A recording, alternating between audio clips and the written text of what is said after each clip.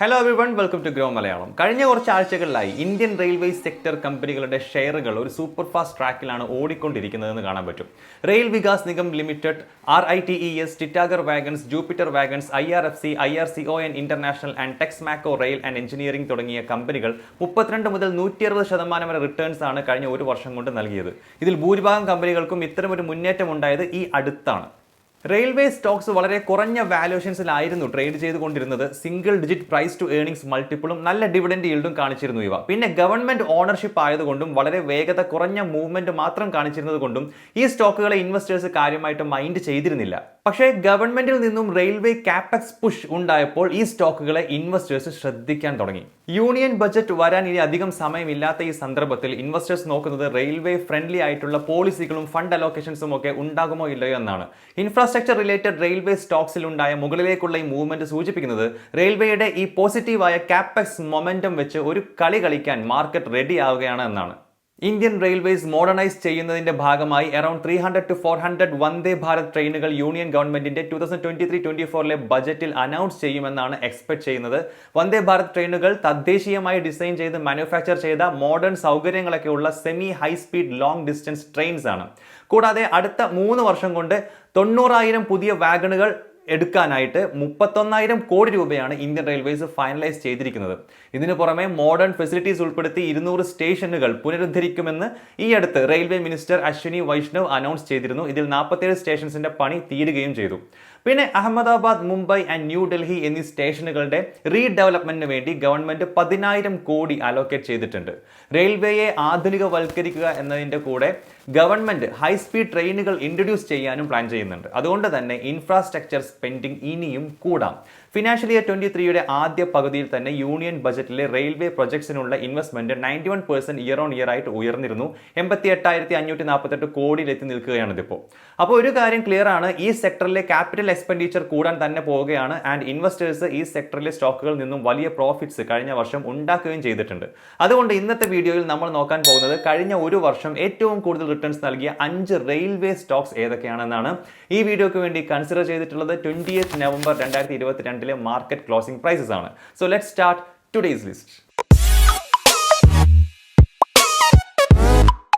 First company is RITES Limited.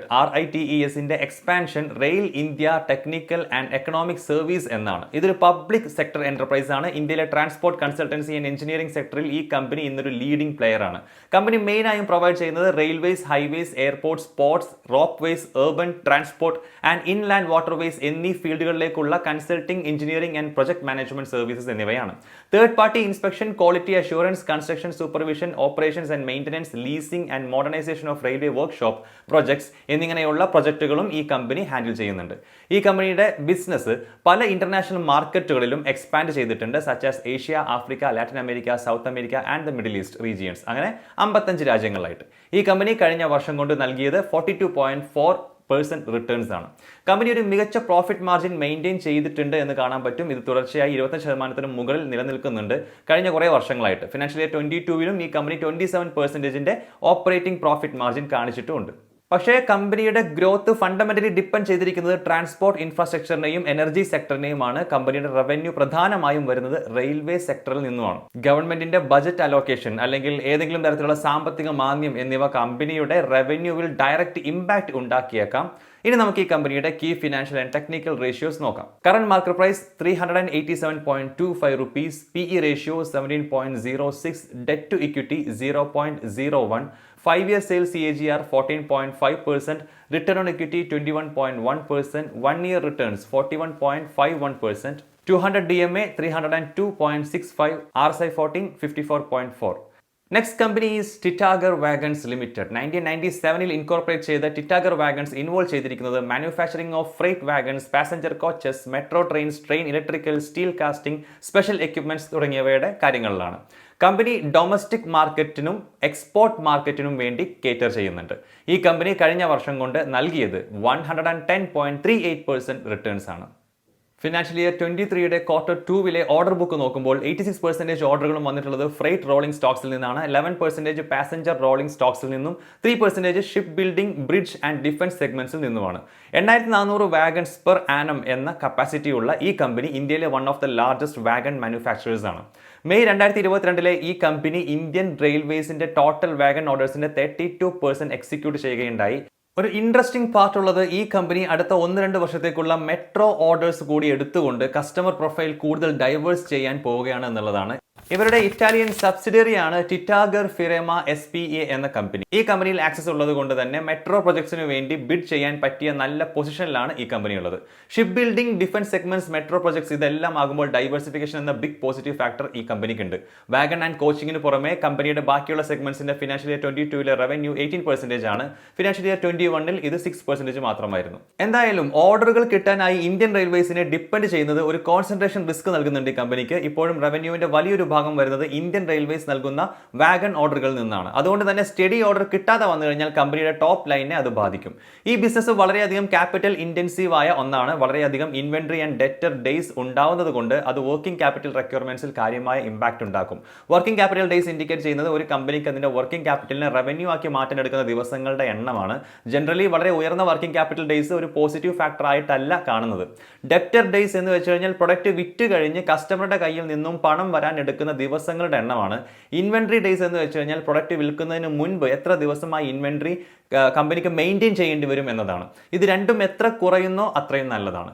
ഇനി key financial and technical ratios നോക്കാം നമുക്ക്. Current market price 187.45 rupees, PE ratio 58.04, debt to equity 0.39, 5-year sales CAGR 2.42%. Return on equity minus 0.05, 1-year returns 110.38%, 5-year CAGR returns 0.43%, 200 DMA 132.17, RSI 1470. Third company, Texmaco Rail and Engineering Limited. Indian conglomerate ആയ advance ഗ്രൂപ്പിന്റെ ഒരു പാർട്ടാണ് ഈ company. ഇതൊരു engineering infrastructure കമ്പനിയാണ്. ഈ company പ്രധാനമായും involve ചെയ്തിരിക്കുന്നത് റെയിൽവേ റിലേറ്റഡ് വെഹിക്കിൾസ് ആയ rolling stock, hydro mechanical equipment, steel casting, rail EPC, bridges എന്നിവയുടെ മാനുഫാക്ചറിംഗ്, മറ്റു സ്റ്റീൽ സ്ട്രക്ചേഴ്സിന്റെ കൺസ്ട്രക്ഷൻ, ഇതൊക്കെയാണ് ഇവരുടെ ബിസിനസ്. ഈ കമ്പനി കഴിഞ്ഞ വർഷം കൊണ്ട് നൽകിയത് 126.85% റിട്ടേൺസ് ആണ്. കമ്പനിയുടെ കപ്പാസിറ്റി എങ്ങനെയാണെന്ന് ഇനി നോക്കാം. 10,000 vehicle units of wagons, 20,400 million tons per annum of structurals, 10,000 million tons per annum of bridges and 42,000 million tons per annum of steel casting എന്നിങ്ങനെയാണ് അത്. റെയിൽ EPC സെഗ്മെന്റിലേക്ക് കൂടെ കടന്നു എന്നത് ഈ കമ്പനിയെ സംബന്ധിച്ച് ഒരു മികച്ച കാര്യമാണ്. ഈ സെഗ്മെന്റിൽ ഇവർ ഒരു engineering, procurement and construction player ആണ് in the field of railway track laying, signalling and telecommunication. ഇതിനുവേണ്ടി ഈ കമ്പനി കാളിന്തി റെയിൽ നിർമ്മാൺ ലിമിറ്റഡിനെ ഏറ്റെടുക്കുകയുണ്ടായി. ഇതുകൂടാതെ railway overhead power lines, transformers and other critical equipments എന്നിവയുടെ കോൺട്രാക്റ്റുകൾക്ക് വേണ്ടി ബ്രൈറ്റ് പവർ പ്രൊജക്ട്സ് പ്രൈവറ്റ് ലിമിറ്റഡിനെയും ഇവർ ഏറ്റെടുത്തിരുന്നു. ഈ ഏറ്റെടുക്കലുകളിലൂടെ wagon, locomotive, shell, coach, bridge, track laying, telecommunication and electrification എന്നിങ്ങനെ എല്ലാ സെഗ്മെന്റുകളിലും കമ്പനി ഇപ്പോൾ ഒരു ടോട്ടൽ റെയിൽ സൊല്യൂഷൻ പ്രൊവൈഡർ ആയിരിക്കുകയാണ്. 2017 വരെ ഇവരുടെ ലൈറ്റ് വാഗൺസിന്റെ മാനുഫാക്ചറിംഗിന് ആവശ്യമായ റോ മെറ്റീരിയൽ സപ്ലൈ ചെയ്തിരുന്നത് ഇന്ത്യൻ റെയിൽവേസ് തന്നെയാണ്. അത് 2017 മുതൽ നിർത്തി. ഇൻഫാക്ട് ഇപ്പോൾ കമ്പനികൾക്ക് വേണ്ട പ്രധാന raw materials research, designs and standards organisation approve ചെയ്ത വെൻഡേഴ്സിൽ നിന്ന് മാത്രമേ വാങ്ങാൻ പറ്റുകയുള്ളൂ എന്നുണ്ട്. ഈ റോ മെറ്റീരിയൽസിന്റെ വില പലപ്പോഴും നല്ല വോളറ്റൈൽ ആണ്. ഈ പ്രൈസ് ചേഞ്ച് കൃത്യസമയത്ത് ഇവരുടെ ക്ലയൻസ് ആയ ഇന്ത്യൻ റെയിൽവേസിന്റെയോ പ്രൈവറ്റ് പ്ലെയേഴ്സിന്റെയോ മേലേക്ക് പാസ് ചെയ്യാനായില്ലെങ്കിൽ അത് കമ്പനിയുടെ പ്രോഫിറ്റബിലിറ്റിയെ ഡയറക്റ്റ് ആയിട്ട് ബാധിക്കുകയും ചെയ്യും. ഇനി key ratios and technical indicators നോക്കാം.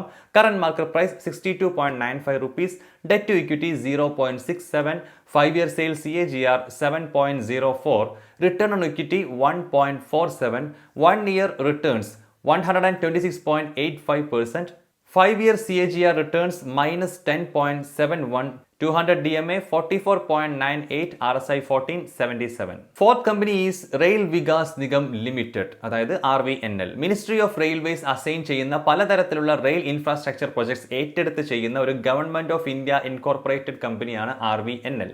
ഇൻഫ്രാസ്ട്രക്ചർ പ്രൊജക്ട്സ് എന്ന് പറയുമ്പോൾ ലൈക്ക് ഒരു സിംഗിൾ ട്രാക്ക് ഡബിൾ ട്രാക്ക് ആക്കി മാറ്റുന്ന ഡബ്ലിംഗ്, റണ്ണിംഗ് റെയിൽസിനിടയിലെ ദൂരം ചേഞ്ച് ചെയ്യുന്ന ഗേജ് കൺവേർഷൻ, പുതിയ ട്രാക്സ് നിർമ്മിക്കുക, റെയിൽവേ ഇലക്ട്രിഫിക്കേഷൻ, ബ്രിഡ്ജസ് തുടങ്ങിയവയാണ് ഇതുള്ളത്. അഗ്രിമെന്റ് അനുസരിച്ച് ഫ്രൈറ്റ് റവന്യൂസ് ഷെയർ ചെയ്യുന്നുണ്ട് ഈ കമ്പനി. ഫ്രൈറ്റ് റവന്യൂ എന്താണെന്ന് വെച്ച് കഴിഞ്ഞാൽ സിമ്പിളായി പറഞ്ഞു കഴിഞ്ഞാൽ ചരക്കുകളുടെ ട്രാൻസ്പോർട്ടേഷനിൽ നിന്നുമുള്ള വരുമാനം. നിങ്ങൾക്ക് കാണാൻ പറ്റും ഇപ്പോൾ പല സെഗ്മെന്റുകൾ ഉള്ളത് കൊണ്ട് തന്നെ ഒരു ഡൈവേഴ്സിഫൈഡ് റവന്യൂ സ്ട്രീം ഉണ്ടാക്കാൻ ഈ കമ്പനിക്ക് കഴിയുന്നുണ്ട്. ഇതിൽ മാക്സിമം റവന്യൂ വരുന്നത് പുതിയ ലൈൻസ് ഓഫ് പ്രൊജക്ട്സിൽ നിന്നുമാണ്.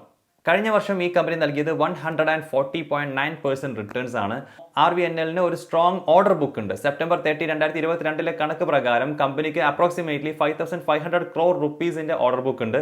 ഇത് ഫിനാൻഷ്യൽ ഇയർ 22 ഓപ്പറേഷൻസിൽ നിന്നും ഉണ്ടായ റവന്യൂവിനേക്കാൾ 2.5 ടൈംസ് കൂടുതലാണ്. ടോട്ടൽ ഓർഡർ ബുക്കിലെ അറൌണ്ട് 54% ഫിനാൻഷ്യൽ ഇയർ 23 Q2 ആയപ്പോഴേക്കും എക്സിക്യൂട്ട് ചെയ്ത് കഴിയുകയും ചെയ്തു. ഒരു ചലഞ്ച് ഉള്ളത് മോഡറേറ്റ് പ്രോഫിറ്റ് മാർജിൻസ് ആണ് ഇതിനുള്ളത്. നിങ്ങൾക്കിപ്പോൾ കാണാൻ പറ്റും കമ്പനിയുടെ ഓപ്പറേറ്റിംഗ് മാർജിന്റെ റേഞ്ച് 5 to 6% ഇടയിലാണ്. കഴിഞ്ഞ കുറച്ച് വർഷങ്ങളായിട്ട് ഇതിങ്ങനെയാണ്. അതുകൊണ്ട് കമ്പനിക്ക് അതിന്റെ എബിലിറ്റീസ് കൂടുതൽ എക്സിക്യൂട്ട് ചെയ്യുകയും കോമ്പറ്റീറ്റീവ് ബിഡിങ്ങിലൂടെ പുതിയ പ്രൊജക്ടുകൾ സ്വന്തമാക്കുകയും ചെയ്താലേ ഗുണമുണ്ടാവുകയുള്ളൂ. ഇനി റേഷ്യോസ് ആൻഡ് ടെക്നിക്കൽ ഇൻഡിക്കേറ്റേഴ്സ് നമുക്ക് നോക്കാം. Current market price 80.1 rupees, PE ratio 12.37, debt to equity 0.91, 5-year sales CAGR 26.79, return on equity 19.66, 1-year returns 140.9%, 200 DMA 37.41, RSI 1482. Last company is Jupiter wagons limited. Jupiter wagons തുടങ്ങുന്നത് 2006 by Jupiter group of Kolkata. ഇന്ന് ഈ company Indian railway manufacturing ഇൻഡസ്ട്രിയിലെ ഒരു leading player ആണ്. Company manufacture ചെയ്യുന്നത് couplers, bogies, draft gears and stakes തുടങ്ങിയ വാഗണുകളിൽ ഉപയോഗിക്കുന്ന പാർട്ടുകളാണ്. ഇവർക്ക് ബാക്ക്വേർഡ് ഇന്റഗ്രേഷൻ ആയിട്ട് ഫൗണ്ടറി ഷോപ്പ് ഉണ്ട്. പിന്നെ സ്റ്റാൻഡ് അലോൺ ആയിട്ട് 4200 വാഗൺസിന്റെ മാനുഫാക്ചറിംഗ് കപ്പാസിറ്റിയും ഉണ്ട്.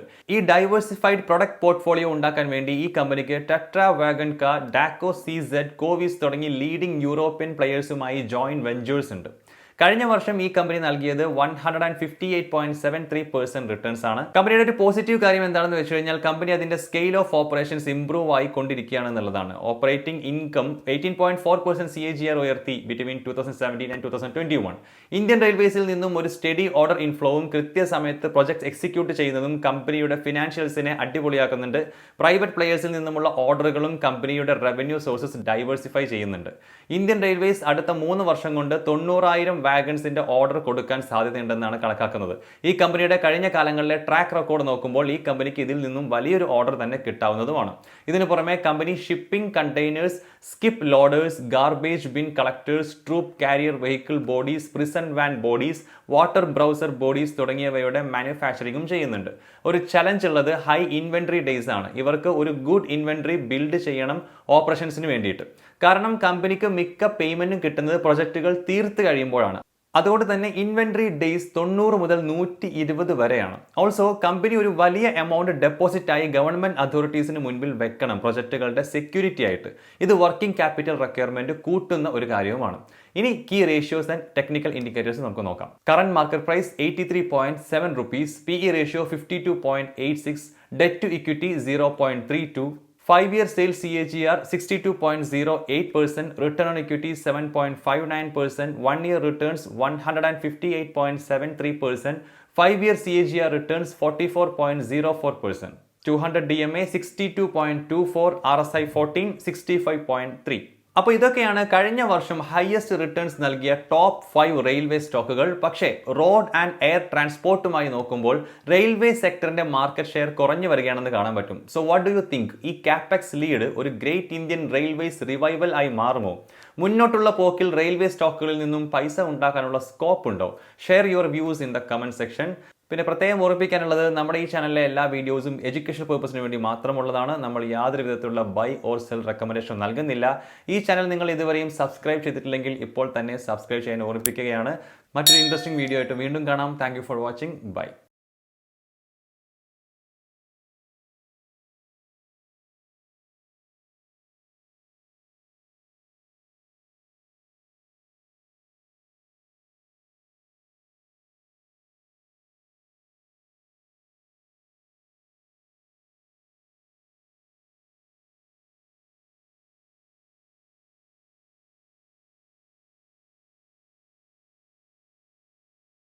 Investment in securities market are subject to market risks. Read all the related documents carefully before investing. Please read the risk disclosure documents carefully before investing in equity shares, derivatives, mutual fund, and or other instruments traded on the stock exchanges.